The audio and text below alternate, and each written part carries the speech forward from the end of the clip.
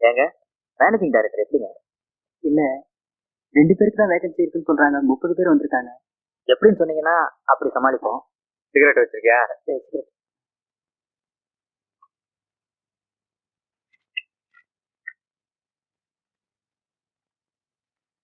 அவர் எப்படி சார்? சரியான சாவு கிராக்கி. உள்ள போவல்ல நீயே தெரிஞ்சுக்குவ. அசோக் விஸ்வநாத். அசோக் விஸ்வநாத்.